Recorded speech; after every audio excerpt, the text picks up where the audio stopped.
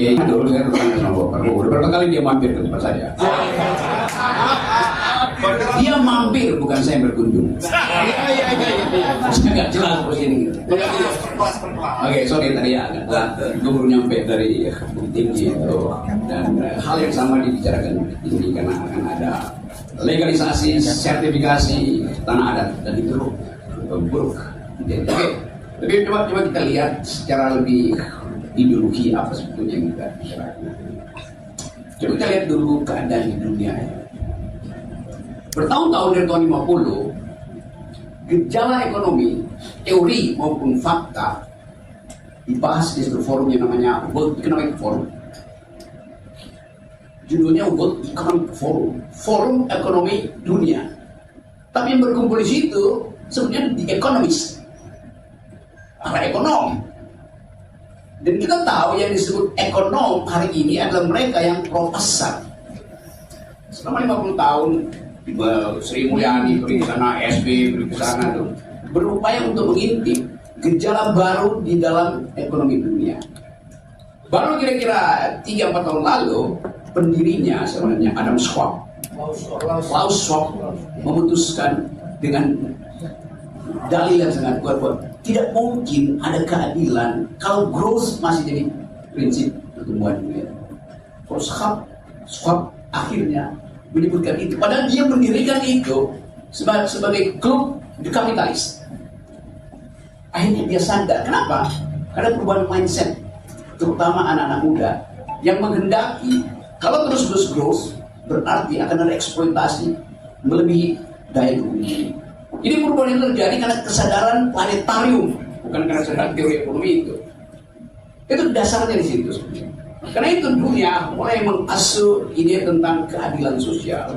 Koperasi tumbuh di Amerika, koperasi tumbuh di Eropa dari awal yang sudah tumbuh. Tapi makin orang percaya bahwa human solidarity adalah the last battle di dalam soal pertahanan. Kalau kita hubungkan dengan soal redistribusi tadi, kita tahun-tahun 80-an kita bicara tentang redistribusi with growth.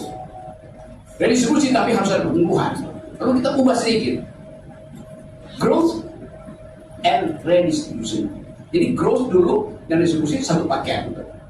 Sekarang kita ada di dalam keadaan untuk memastikan bahwa dua-duanya itu nggak diperlukan sebetulnya.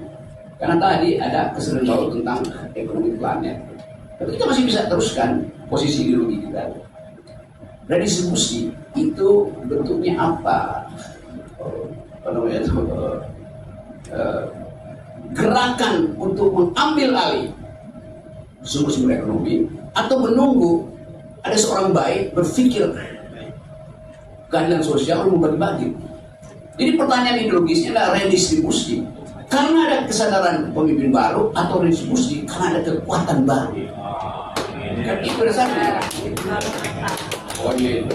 Udah bisa di-tiktokkan gitu ya. Dalam soal itu, coba saya lihat tadi, buruh itu ada di mana? Selama ini buruh itu menunggu kesadaran dari kapitalis. Tadi saudara Sunnah bicara tentang perjuangan buruh, perjuangan upah. Gak ada teori di dalam Marxisme untuk perjuangan upah. Karena itu kita mau kentalkan pikiran ini supaya ada debat ideologi. Kalau kita bilang upah dinaikkan terus, si kapitalis bilang oke, beri saya kesempatan growth terus-menerus supaya saya bisa distribusi pada logical fallacy di situ. Salah logikanya.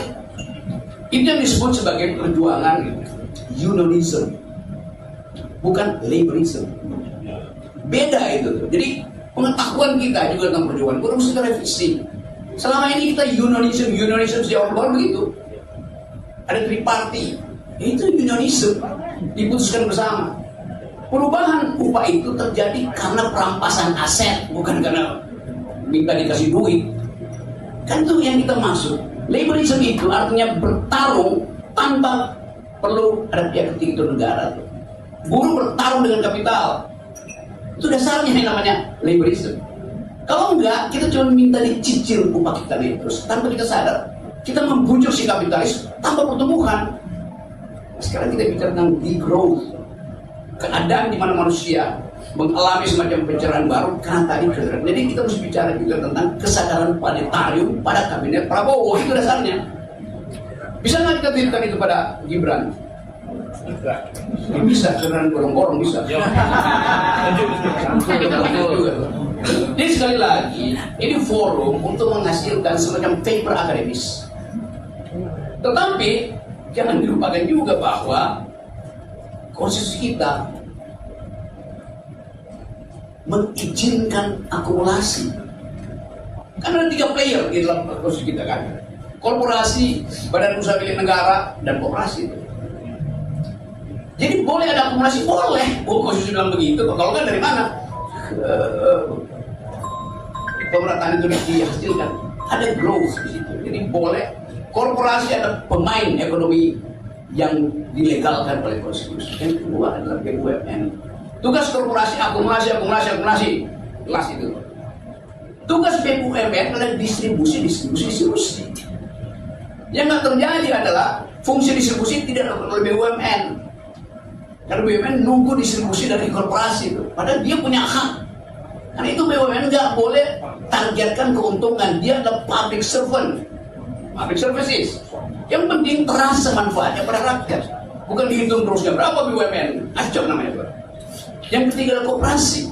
Desain yang memungkinkan kita menyebut negara Republik Indonesia. Karena ada sistem koperasi yang disebut Republik itu dasarnya koperasi dalam pengertian Muhammad Hatta. Bukan Republik dalam pengertian Italia, Prancis segala macam. Bukan. Respublika. Resnya itu adalah urusan kehidupan bersama yang sifatnya publik. Kalau dia sifatnya publik, maka mesti ada pertanggungjawaban publik pada siapa? Ya pada masyarakat sendiri. Sistem pertanggungjawaban itu hanya ada di koperasi, tidak ada di BUMN, tidak ada di korporasi. Jadi kita balik lagi pada DNA ekonomi kita adalah koperasi. Itu dasarnya. Sekarang yang terjadi adalah ada market ekonomi. Boleh nggak market ekonomi? Boleh ada market ekonomi. Buat apa? Buat sinyal efisiensi itu. Supaya dimana kita tahu kan ada market ekonomi. Yang bahaya, market ekonomi sekarang itu oleh Jokowi berubah menjadi market society. Masyarakat adat diminta untuk mengaktifkan ekonomi berdasarkan market ekonomi. Market ekonomi tidak boleh nyampe di masyarakat. Boleh market ekonomi, tapi tidak boleh ada market society. Negeri ini tidak dirancang untuk market society. Nah, itu ada keadilan sosial. Itu dasarnya tuh. Jadi perbincangan paradigmatik sore ini kita perlukan sekaligus mendorong guru-guru besar yang tidak mampu untuk berpikir secara taktis sekaligus metodologis. Kacau ini nggak ada yang membaca literatur terakhir perdebatan di ideologi ekonomi dunia. Ada. Jadi apa yang membuat kita kacau? Bukan ilmu ekonominya, yang adalah market ekonomi. Karena itu memang standar untuk menghasilkan perencanaan yang rasional. Ya udah, terima aja. Tapi jangan market ekonomi ini oleh pemerintah dipaksa untuk masuk juga ke wilayah-wilayah masyarakat. Sehingga Rempang itu hanya dihitung berdasarkan market society itu.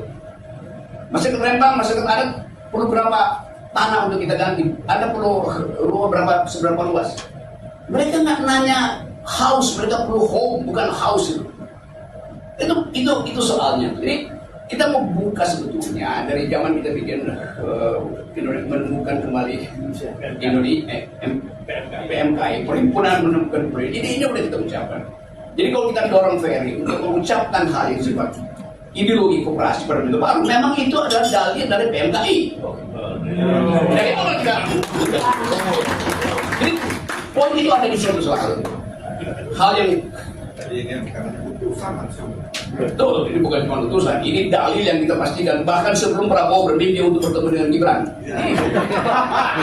Jadi ide itu lebih dahulu ada, lebih permanen daripada hasil Mahkamah Konstitusi itu jelas. Itu memang dasarnya begitu kan. Jadi sekali lagi, coba kita lihat problem ini secara paradigmatik itu soalnya. Jadi ke depan kita cicil apa yang harus kita ucapkan. Tentu kita bosan melihat bahwa Mahkamah Konstitusi berbohong dalam soal-soal moral etik segala macam itu. Kemungkinan realisasi politik pasti akan terhambat oleh semua ambisi Pak Prabowo akan dibatalkan oleh APBN, gampangnya begitu. Dan nggak cukup APBN-nya tuh. Tetapi dalam keadaan ketidakcukupan itu, ide tentang sosialisme, kooperasi itu mesti masuk dalam kabinet. Dasarnya itu aja. Nah, poin-poin ini saya kira semacam upaya untuk mendeteksi the next Indonesia itu seperti apa. Nah, kalau kita diam, nggak mengucapkan ini, maka yang akan terjadi adalah ada buku bunyinya Economic doesn't lie, economist does. Ilmu ekonomi tidak pernah berbohong. Para ekonom akan berbohong. Supaya mereka nggak berbohong, yang berkuasa sekarang itu kita brief dengan ideologi ini. Lain kalau kita menganggap bahwa kita udah lumpuh, kalau kita belum lumpuh, dan karena itu dari pikiran itu tidak mungkin lumpuh. Dilumpuhkan oleh siapapun, apalagi satu menang. Kita hidupkan lagi pikiran itu. Yang kedua, yang terakhir, yes. Yang terakhir posisi diterangkan bagus oleh radar tadi. Kita konflik fobia, kita mesti lanjutkan. Kenapa kita fobia pada konflik? Padahal semua perubahan politik Indonesia bahkan melampaui konflik, yaitu ngamuk. 65 kita ngamuk, 98 kita ngamuk. Jadi potensi antropologi bangsa untuk ngamuk bahkan melampaui konflik. Jadi soal di kita selama ini adalah kita fobi pada musuh. Dengan kata lain, fobi untuk menuju musuh gue lu. Dalam politik musuh itu mesti konkret. Jelas siapa musuhnya. Bukan musuh secara personal, musuh secara ideologis. Jadi itu yang saya maksud, dan saya percaya bahwa besok akan ada titik baru untuk mengucapkan bahwa pikiran-pikiran kiri itu tidak berhenti kendati rejim itu jadi kanan baru, kanan kecil atau kanan segala macam. Karena itu adalah dasar berdirinya ada ini. Assalamualaikum warahmatullahi wabarakatuh.